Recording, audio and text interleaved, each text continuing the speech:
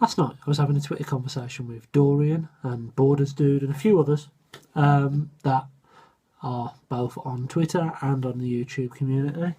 And I fell asleep, to be honest, halfway through that conversation. And I woke up this morning to see a message from Dorian, and that message said that this screamer is damaging to our community. Now, I'm going to interpret that. We can interpret it a number of ways. Either this guy snuck out in the night and vandalised a local community centre. He's thrown bricks at windows of an old person's bungalow down the road and set some fires alight.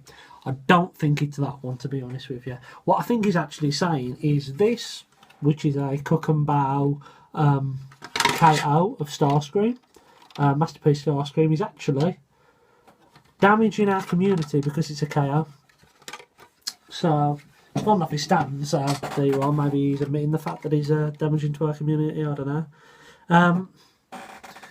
So I did a video a while back talking about KOs as part of the Tier 4 TC homework, and I just want to elaborate on that a little bit further. I'm not saying that they're morally wrong. I'm not saying they're right. I own three KOs.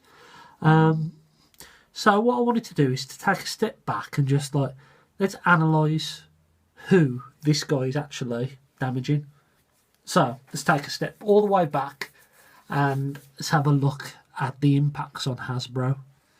So Hasbro are a big multinational company, thousands and millions and whatever of pounds every year. How do they make their money? Well, what they do is they sell toys, and one of their toy lines is Transformers, so as we all know and love. So what do they actually spend their money on? Well, we need to realise that they actually spend time designing these things.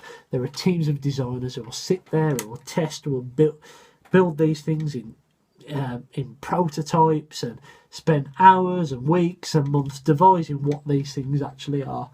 And what we need to remember is that is part of the cost of what we pay for these Transformers. The Masterpiece ones take a lot of engineering, therefore they cost a little bit more money because it's taken a lot longer to develop them, potentially made out of better materials. So, what happens if a company rips off one of these? Well, Hasbro potentially lose the money that they were going to acquire from selling one of these things. Now, a challenge back on this, and looking at it from both points of view, is that, you know what, these are bloody hard to come by and are very, very expensive now. If I was to source one of these, an actual original one, it must be upwards of £200. Would Hasbro get the money for that? Probably not, because Hasbro, sorry, my battery come up there saying it was that. The money wouldn't go to Hasbro, it would go to some third-party seller, someone who's had it on stuck up his loft for ages, or a company that's bought some stock, or whatever that may be. Or maybe, I don't know, maybe there's another scenario that gets it to us, but all I know is that Hasbro really aren't producing this particular mould and a lot of other moulds. I mean, if we were to go and pay £1,000 for a original Fortress Maximus, let's say. Now, I know it's an original toy, but Hasbro going to get a cut of that? No, it's not. It's going to be the person who owns that thing now.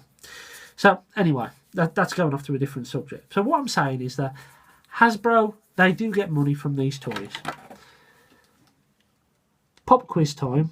How many different Seekers have been painted in this mould? I'm thinking 5. Comment if I'm wrong. I'm thinking Starscream, Thundercracker, Skywarp, Acid Storm and Sunstorm. Have each of those actually needed more design work to do? To actually create them? No. Different paint schemes. So, if I've already got a Masterpiece Starscream or a Thundercracker or one of that mould, which I have, then I've already contributed my money towards the design and development of that mould. I have paid my way. I have contributed to Hasbro. Look behind me. all around the bloody room as contributions. I've contributed more to Hasbro than I probably have done my mortgage in my life. So that's how much I've contributed to them. So, is it morally wrong to actually buy one of these? It probably is, but I don't feel bad because Hasbro have already taken my money for something very, very similar. So that was the impact assessment I'm thinking of on Hasbro. Let's think about, okay, the next step in that change. But the person who actually wants to go and knock off one of these.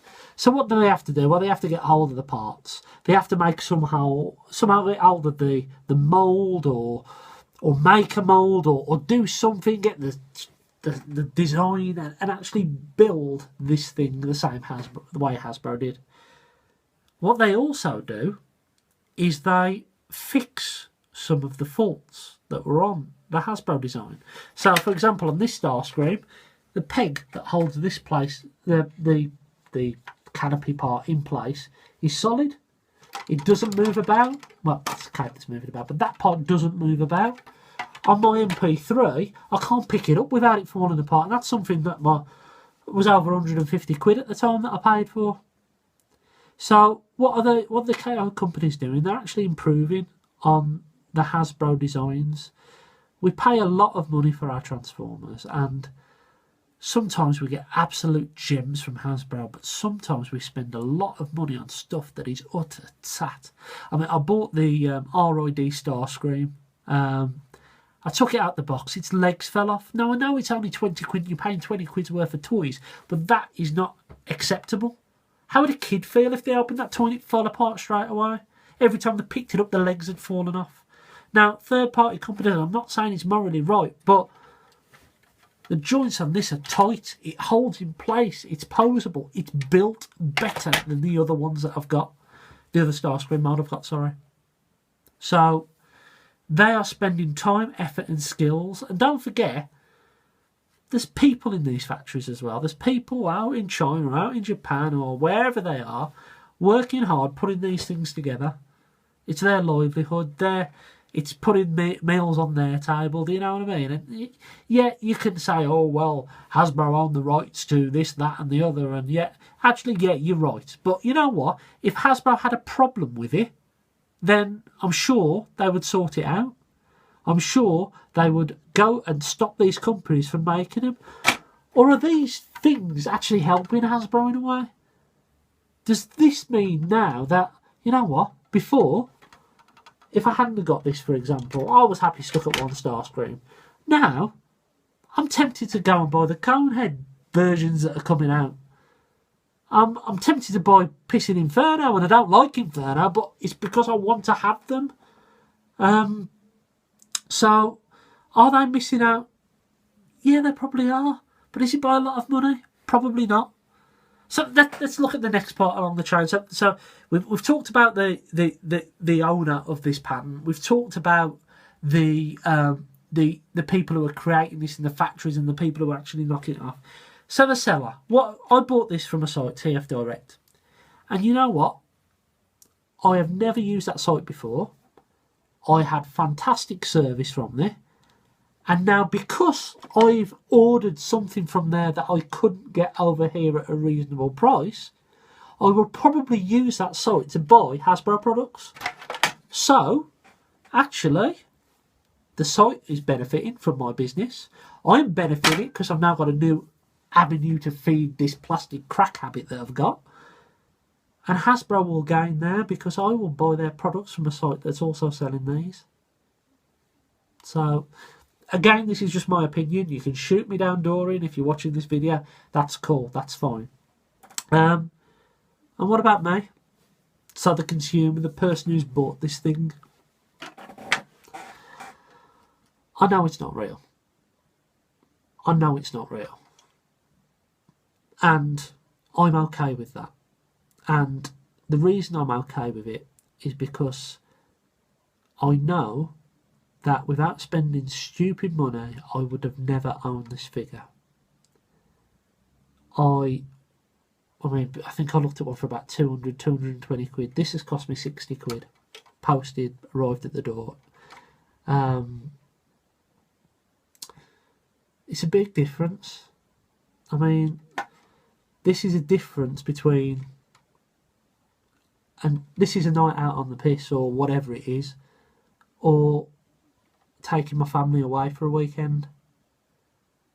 And you know what? If you're critical and hold it against me because actually, you know what, I want to enjoy the things that I'm passionate about, and it doesn't matter to me that it's fake. I can pick it up, I can hold it in my hands, it's real to me. There is a gap in my collection that I've managed to fill, and that makes me feel happy.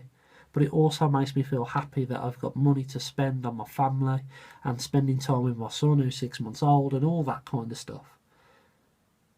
Transformers are a way of an escape for me.